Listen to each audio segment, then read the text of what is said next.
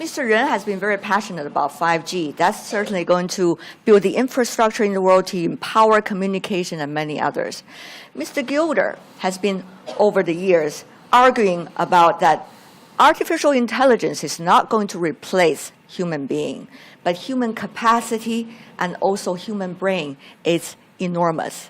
Meanwhile, Mr. Negroponte, you have been arguing in many of your speeches and books about the biotech is the new digital, as you have written a book, Being Digital, back in the 1990s. It's the Everybody old read digital. it. Yeah, well, and you argue even that we can probably eat a pill from now on and learn Chinese, not through the eyes, but through within the body. So what kind of future? You don't really say that. Yes, I do. Yes, he did. He talked about French, learning I say French. it. That doesn't mean it's true. It certainly isn't true, so I'm glad that But it could be. No, it couldn't be. Yes, well. No, ideas are not Let's material. start. That's just a fundamental misconception that... Nor are pills once they get into your bloodstream. Yeah. So let me ask one by one if we can. And Crossfire is also welcomed here on this stage. About where are we talking about and what would you concentrate about the bigger trend? Let's start from what many call a futurist. Mr. Gilder? I believe that the basic challenge of the world economy today is to address the scandal of money. We today have $5.1 trillion every 24 hours of currency trading. And this currency trading accomplishes nothing except to endow central banks with the right to steal from the future in order to consume in the present, and steal from future generations. And I believe that the real reason for the trade war is not trade or industrial machinations. It's the collapse of money. So $5.1 trillion a day of currency trading is 25 times all global GDP. It's 75 times all trade in goods and services. And it doesn't even prevent constant hedging of every transaction across a border. It doesn't prevent trade conflicts. It doesn't really accomplish its goal. Okay. And so I think that the great contribution of blockchains is to allow a new global currency that plays the role that gold played for hundreds of years of the fastest growth of the world economy. And that's really what blockchain, not only a new internet architecture, but also a new global architecture for the world economy. And you don't think that's virtual wealth only, just like the stockbrokers? It's not wealth itself. It's the measuring stick of wealth that guides entrepreneurial visions and creativity. You got to have a measuring stick, just as you need to measure the second, the kilogram, the ampere, the mole, all the various measuring sticks that make it possible to make a chip in Taiwan and incorporate it in a smartphone in Shenzhen and send it to Cupertino for marketing and to Israel for amplification. And all that is made possible by common measuring sticks. The nanometer is the same in Shenzhen as it is in Timbuktu. But money, which is a critical measuring stick, is different all around the world. It's being manipulated by national central banks. And so we have a chaos of money. And that's why the world economy is slowing down now, is why trade is no longer growing, why countries are constantly fragmenting and fighting over valuations. And I think this is the big opportunity. I think Huawei can play a key role in in surmounting this challenge. We'll let Mr. Ren to respond a bit later. But for you, Mr. Negroponte, of course you disagree with your friend. No, I don't disagree with that because I don't know enough about that. And it's fascinating to listen to. I would take, because I believe the question was, what are some of the big future trends? And I think they all surround one aspect of the scientific and technical world that has changed in the past 30 years. And that is that we can make things and design things and build things that are so small and get smaller and smaller and smaller and smaller that there's been a crossover point with nature. And when I grew up, the natural world and the artificial world were very different. In fact, I was trained as an architect, and good architecture is the architecture that fits well the natural world. But now the natural world and the artificial world are the same. And they're the same in ways that are very surprising. When I founded the Media Lab, I never imagined we would have a team, as we have today, who design mice. They design new mice. And are the mice real or are they artificial? They're manufactured, and they're walking, living mice. And so there's certain things that you think about. For example, 10 years from now, maybe Huawei will ship base stations as seeds that you plant, and you water it, and it grows. And guess what? It grows into a base station. And it's powered by the sun and the leaves, and it sort of generates, and all of a sudden you have base stations in the middle of nowhere. 10 years from now, that's perfectly plausible.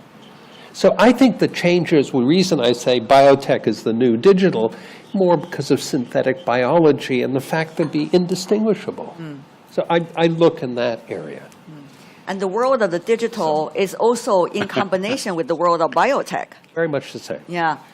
任先生很开心，觉得种 Mr. 子 is 长的 very 这件事情 happy. 可以 We're 谈论一下， growing 可以 from 讨 a 论一下。 seed is something that you can discuss. Be happy about that idea. What about your future? What do you think?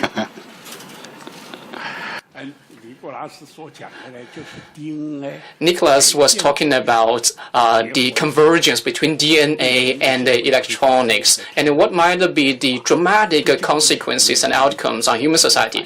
So I don't comment on that because I have not done any research into that. But I think in the next 20 to 30 years, for human society, the biggest driving force will be artificial intelligence.